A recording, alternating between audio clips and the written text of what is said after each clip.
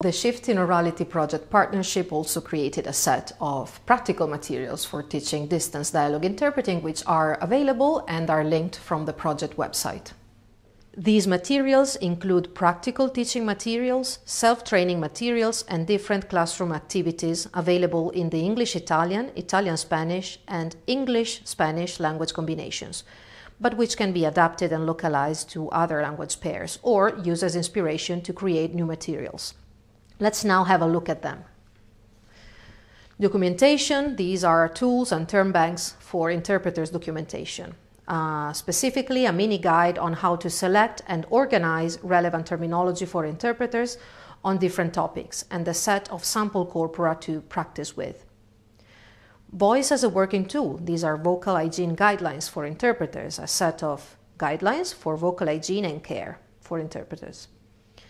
Preliminaries. These include a theoretical framework, which is a set of materials regarding theoretical premises of distance dialogue interpreting, and preparatory activities, which is a set of preparatory activities to practice skills that are relevant for dialogue interpreting in the three macro topics presented in the role plays: business, healthcare, and legal administrative.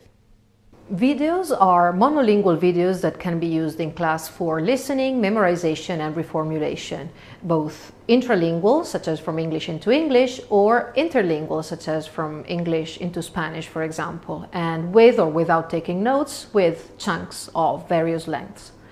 Side translation, they are monolingual written texts to be used in class for side translation.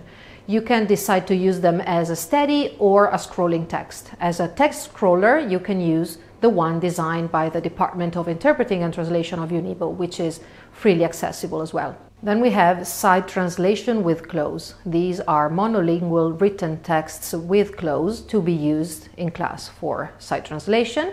Then we have Q&A videos. These are monolingual videos that have been divided into content chunks, and questions in another language have been elaborated for each content chunk in order to simulate a sort of bilingual interview in which the trainer asks a question, for example in English, and the person in the video answers that question, for example in Italian. Then we have role plays, and there are two types of role plays: scripted and non-scripted. Scripted role plays have a full detailed script for role players and can be used in class with two role-playing trainers. Non-scripted role plays do not have a full script, but an overview of contents for each participant in the conversation. They can be enacted both by students or role-playing trainers. Finally, observation sheets offer a list of suggestions of phenomena to be observed and analyzed during a role play. They are intended to be used by trainers and students in the classroom to observe other students' performance and offer constructive feedback and reflection after the role play.